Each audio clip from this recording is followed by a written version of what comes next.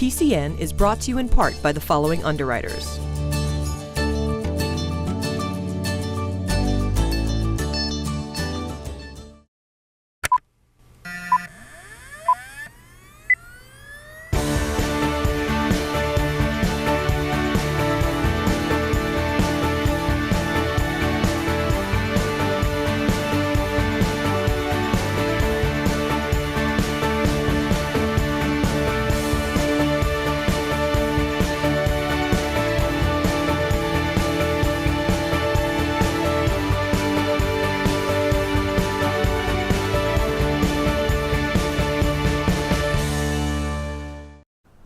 Welcome to another episode of PACTV Community News. I'm Julie Thompson. And I'm Brian Sullivan.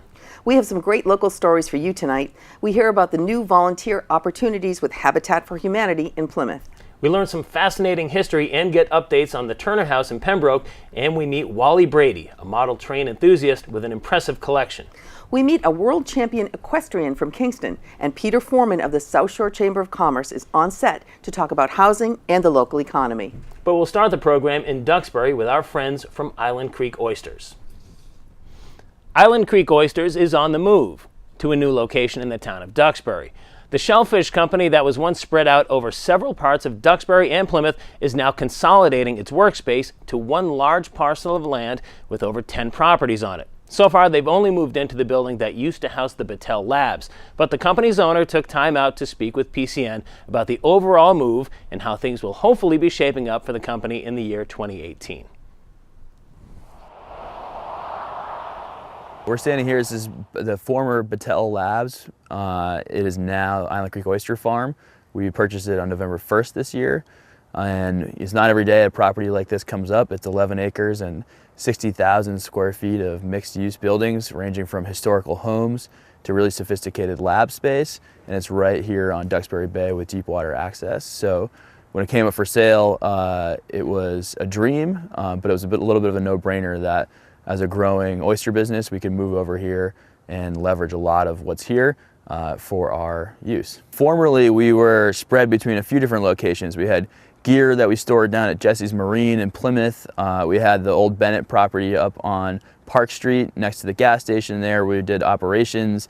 We had our hatchery, sales, marketing, and farm headquarters, renting space from the Duxbury Bay Maritime School. We were kind of all over the map. So what this does is it gives us the ability, the space, and the geographical proximity to our farm on the bay to be able to bring everyone under one roof, one big happy family, and hopefully bring a lot of efficiency to what we do. And do it in a beautiful place. So right now we just kind of have moved over and are squatting here as a farm. We've got our farm crew that's using the waterfront, the bulkhead, the dock, the kind of facilities to land product. And then we've got our sales and marketing office here in the building, which we're in, known as the Clap building. So we've got about 48 people that work here in Duxbury, and around 2/3 of those now are operating on this piece of property. We've still got our hatchery, who's in their full high season right now, operating over at the Maritime School, and we still got our operations facility running up on Park Street. I'm hoping by the end of the summer, we'll have everybody over here. We're gonna retrofit an old warehouse building on the property to do our order fulfillment from, and the hatchery will be able to move over here after their season concludes in the spring, early summer. So don't quote me on that, but hopefully by the end of this summer of 2018. It's been in the works for several years, and finally, Habitat for Humanity of Greater Plymouth is just weeks away from beginning an ambitious project in South Plymouth. In the spring, the organization will start building 3 homes on Long Pond Road in South Plymouth, 2 homes for veterans and their families, and 1 home for an eligible family. The organization recently held an information session at the Plymouth Public Library with the goal of recruiting volunteers to help out with this incredible project. What we're doing tonight is just providing information out in the community to see if there are people who are interested in knowing more about Habitat and how we work. We'll be starting to build the houses in the spring when the weather breaks a little bit. And we'll be looking for all kinds of volunteers all through the summer and the fall. And it takes us almost up to a year to build a house. So There'll be plenty of opportunities for individuals and families and small groups of friends or organizations to get involved. Businesses will have work days sponsored. So there are just a lot of really good opportunities to help out. And it's something the community can do for their friends and neighbors by helping build these houses. We are active in Plymouth and 5 other towns in the area, all the way over to Middleborough and Lakeville, including Kingston and Carver and Plimpton. And we've built 10 houses over the years, and we've rehabbed another 4. All of them are affordable homes for mostly families. That they're usually a 3-bedroom or a 4-bedroom home. And so we have that many families living in the community, and in total about 50 children in those families who have a lot better place to live than they had before because of all the volunteers in the community who get together to build the houses. And in Plymouth we have 2 houses that we've built over the years. In fact, there are 2 right in this neighborhood. And then there is a 3rd one over near Morton Park. The project that we're working on right now is really exciting. It's a community partnership. About 5 years ago, the town of Plymouth at town meeting voted some land for 3 affordable homes. 2 of them are going to be for veterans, and we're honored to be part of that effort to build these homes for veterans and their families. The community has felt this is a great way to give back to those people and help them out. We don't actually give the houses to people. They earn their houses, but they're substantially reduced from what the market price would be. I just showed up one Saturday morning over at Braley Lane 10 years ago, and by the middle of the afternoon, helping build a house that was just started. It was only, the foundation was up, and I felt like I fit right in, and by the end of the day, they were saying, "Doug, want to run the job?" I worked with one other guy running that first job, and we finished that house, and since then, it's 10 years, and I've been the chairman of the construction committee ever since, and the site supervisor. And basically my job is to put together the house. I'm the builder of the house. I have a general construction supervisor's license, state of Massachusetts. Tonight is an exciting opportunity to meet the public and let them know what we need. And hopefully we'll have a list of volunteers, and many of them will be retired, I'm sure, who have the time and the knowledge and the skills that we're looking for. I am a veteran. I'm retired Navy. At one point I was Command Master Chief of the Naval Air Station South Weymouth. That was one of the reasons why I wanted to come on and become a board member for Habitat, was because there was talk of doing a vet build, and now we're going to be doing 2 out of 3 houses on Long Pond Road, which is wonderful. The life cycle of the Turner House in Pembroke has been a tumultuous one. Drivers-by may know it as that large 2-story home that sits on an otherwise vacant lot on the corner of Routes 14 and 53. After being left for abandon, the Pembroke Historic District Commission was given a grant to do an emergency stabilization of the property. We spoke with the chair of the Pembroke Historical Commission, as well as the owner of the restoration company in charge of returning this once proud property to some of its former glory. This homestead was at one point in time the home of John Turner. He was a prominent mill owner, and he was significant in the running of the town of Pembroke for many years. He also was the chairman of the committee that wrote the Pembroke Resolves. It was the first time anywhere in the American colonies that citizens put in writing a call to dissolve the Union with Great Britain. That was 3 years before Lexington and Concord. And I think that is very significant. And some old histories refer to it as the little town of Pembroke and tell the story of the Pembroke Resolves. Most people have forgotten it. But the man responsible for that lived on this site. My connection to this property would be that my great-great-great-grandfather, Calvin Shepherd, once owned both the mill and this property. When he died, he left it to his 2 daughters, which is a rarity in those days.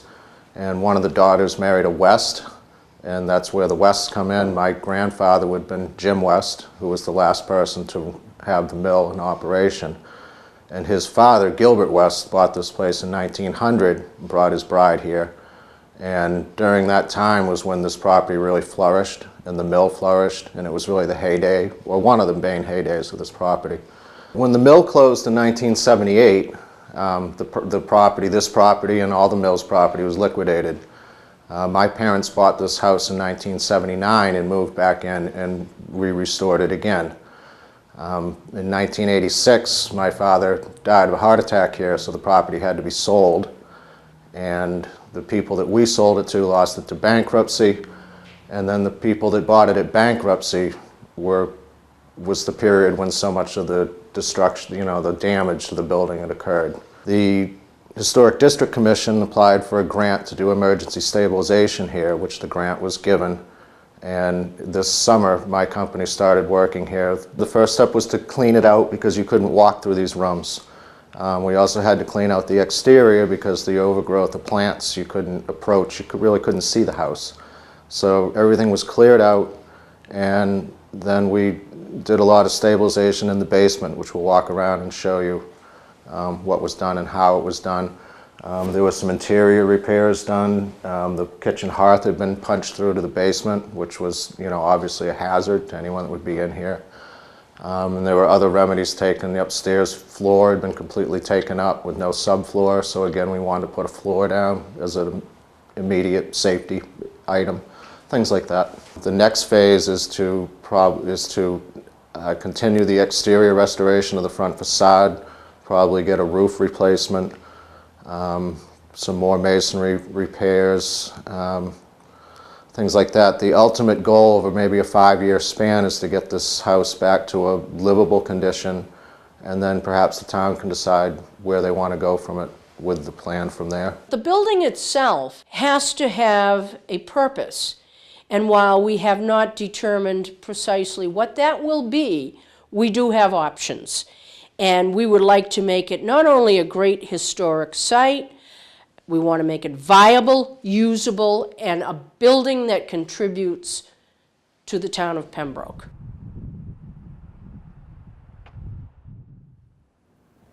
Here in New England, the last name Brady has some serious clout. In the world of model trains, the name may carry even more weight nationally, especially if your name is Wally Brady. For over the past decade, Brady has laid claim to one of the most impressive model train layouts in the country. He's been featured in several trade publications and videos. This April, Wally Brady will be hosting an open house for other enthusiasts to come by and admire his handiwork. But we thought we'd beat the crowds and meet up with him before all of that to find out more about this master modeler.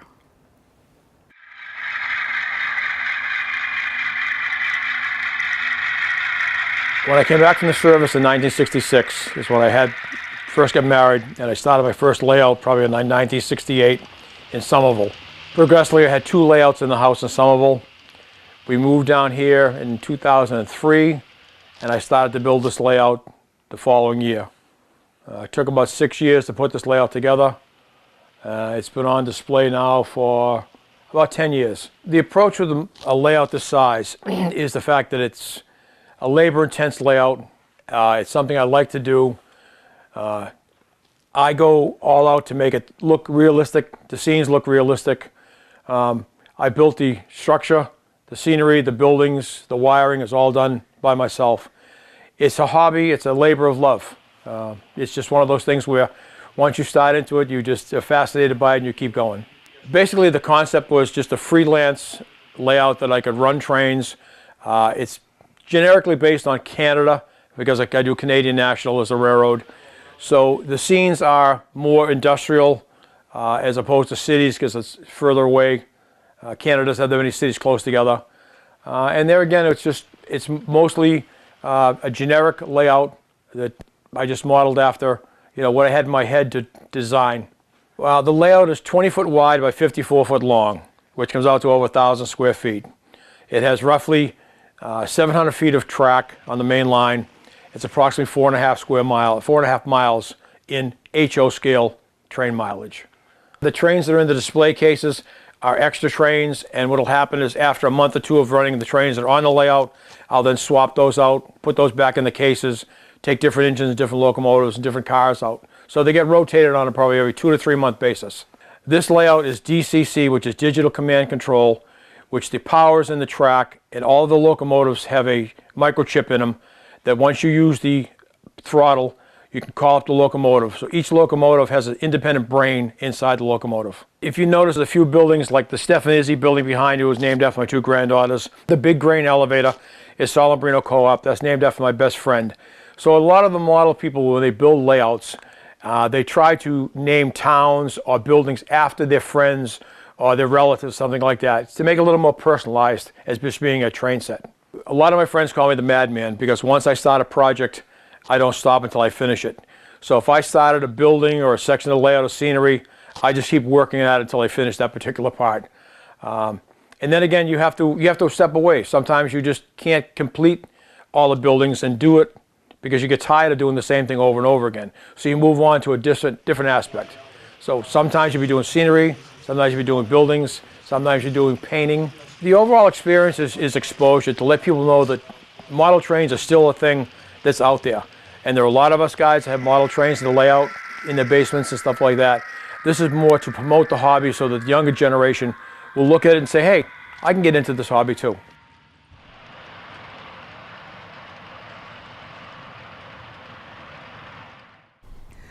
Brian, when I first saw this footage, I thought I was looking at real life. I cannot believe the detail. I'm overwhelmed at the talent of this gentleman. It's pretty real looking, wasn't it? Oh my God. I had no idea what to expect. I showed up at this guy's house. I'm like, train set, and went down. And I said, normally I go to a shoot, takes me about an hour. We interview, we do our footage. I think I was there for about 2.5 hours. Oh, yeah. But not just about the train set. He's a really interesting guy. He's lived an amazing life. He still does all kinds of stuff. And the trains were just something that started as a hobby for him and just kind of exploded, as you could see there. Wow. And I hope he has awesome. thousands of people to come to his open house because that is just amazing. There Great probably story. will be. There probably will be.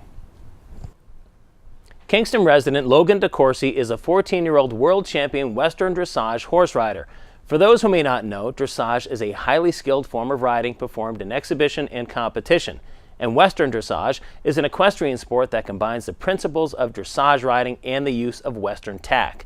Riders typically wear Western attire such as button-up shirts, cowboy boots, and jeans. All horse breeds are permitted to compete in Western dressage. The wins may have come as much of a surprise to Logan and her trainer as it did for everyone else in attendance at the event in Oklahoma, as they were considered underdogs from the get-go. We spoke with the rider and trainer to find out what goes into being a championship rider.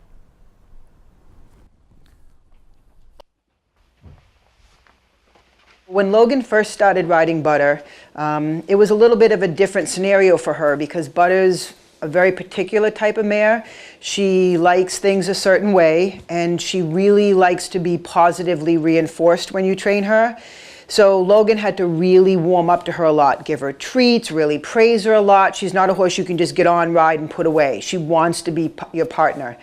Once Logan started realizing that she could have a relationship with Butter, the two of them just clicked, and Butter just does anything for her. She hears her come in the barn and she whinnies. They have a really good relationship now. Push your hands forward a little bit. Basically, Terry instructs me on different ways to improve my riding, which improves the way that the horse is moving and doing the maneuvers, and how the horse is, how it looks, if it looks nice. We went to the Western Dressage Association of America World Championship show. It was held in September in Guthrie, Oklahoma. It was 4 days from Thursday to Sunday. I had 3 world championships in 3 tests that I did. And I got 2 reserve world champions in 2 tests that I did, and 2 other tests. So I did 5 tests all in total. And I also got High Point Junior Rider, and Butter got High Point Quarter Horse. And which is really cool because there were so many famous, amazing other horses there. And we also got the Grand Champion for my division. A test is so it has different maneuvers. In a dressage ring, there's different letters. And those letters are where you do certain maneuvers. So in a test, it's multiple maneuvers all in one test. The fact that she's a world champion 3 times at 14 years old at such a big venue, her first time out, you know, that's really an honor for me and for her. And our goal now is to just keep riding, move up the levels, hopefully go back to Oklahoma and compete at a higher level and see if we can, you know, have the same success that we've had so far. Like, I thought it was awesome that I won, but I want to also move on to bigger things the next year and everything else, and it was a really awesome experience.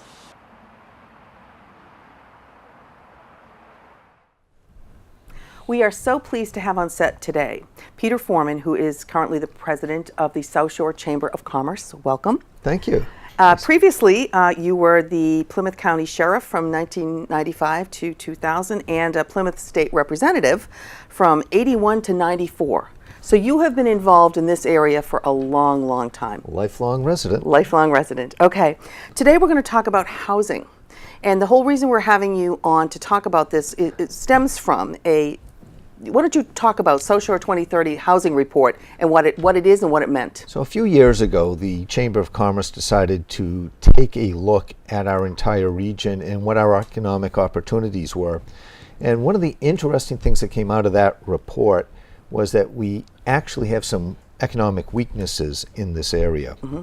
If we're going to compete with other metropolitan Boston areas or other parts of the country, we have to look at some issues that we have for economic growth on the South Shore. One of those turned out to be that we are aging as a region at a higher and faster rate than other metropolitan Boston areas. Okay.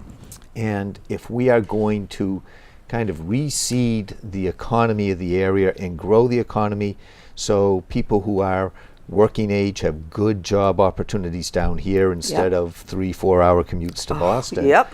One of the things we had to look at is how do we attract younger people, and then how do we keep downsizing baby boomers who are still economically productive, working, creating jobs. That came down to an issue of housing. Right. And that sort of goes full circle to the previous life I had in the legislature, where Plymouth was booming because of the urban exodus from the 60s, 70s, 80s, and there was a lot of concern about growth in the suburbs and what that meant for services. And what most of the suburbs ended up doing was creating very restrictive growth standards to try to limit young families from coming into towns. So let's talk about that. Because that really surprised me when you said that to me before we were on air. So communities look at young people moving into town not as a positive, economically speaking, but as a negative, because they're going to produce families who down the road are going to add to our the school systems and the school districts and all the pressures to expand the school districts. Is that correct? There is a bias when you are looking at housing at more than an acre zoning. Okay. If you're looking at multifamily housing, looking at apartments, you're looking at smaller units, more compact space. There is a knee-jerk reaction from many people in those communities that that's too many new people coming in. They might have kids. That's going to affect services. That's going to affect my taxes. And that creates a lot of opposition to any type of housing that will in fact work to attract those young people. And those young people and those downsizing baby boomers are two key populations we have to compete for with other areas if we're going to attract businesses and grow our economy. Right. And the irony is many people in communities think they're going to preserve their town by keeping young families or young people out. In reality, if we don't start attracting younger people to our area, what we'll see is a decline in property values, local budgets, and town services, and that starts a downward cycle. Plus, businesses in the area can't expand if there's no workforce from which to draw. The key to attracting more businesses to this area so people have choices beyond driving to Boston is having a workforce. And your workforce is, a lot of it will be younger professionals who are interested in living in nice communities with lots of services. Yep. So what we did out of this South Shore 2030 plan is come up with a housing agenda that the Chamber is promoting to try to encourage more housing that reflects the interest of those two population groups, young professionals in their 20s, early 30s, and those downsizing baby boomers like us, who want to get rid of the big house and move to a nice acreage condo or a small house, near services. So exactly. So our housing strategy is out there to promote housing as an economic development tool in order to help attract more businesses to this entire region. So how do you convince the powers that be, whether it's the zoning or the select people or the town managers, that this is a great idea? How do you convince them that this is something they need to put on the front burner? So a lot of it is advocacy. A lot of it is simply telling the other side of the story. For too long, the story that was being told was any new housing is a net drain on services unless it's age restricted over 55 housing. Suburbs have been very welcome and open to that. But we need to see more housing. The housing we build primarily in the suburbs responds to anti-growth zoning. It does not respond to the housing market and what those key demographic groups need and want for housing. And so if we're going to compete economically, we have got to build more housing that responds to the market rather than anti-growth zoning. Sure. Now, so is it the zoning of each town that has to change? Like, I know I live in Pembroke, and it used to be that new houses had to be built on almost an acre. There was a huge amount of land just for a single house. Do we have to change the philosophy of zoning or the zoning bylaws? I think you have to change attitudes. I think you have to. I think towns, and some towns do a good job. And a lot of town officials understand this equation, but they run into that local opposition from their residents. So in some cases, it might be changing zoning. In other cases, it might be being more open to where you put multifamily housing. It might be more open to how you zone. For example, there's a major issue around the country with retail space. Malls, shopping centers are all facing a lot of pressure because of retail changes. In other parts of the country, the way you support those retail districts is introduce more people into those areas. And typical zoning is your retail is one place, your commercial is another, your industrial is one, and your residential. You can combine them.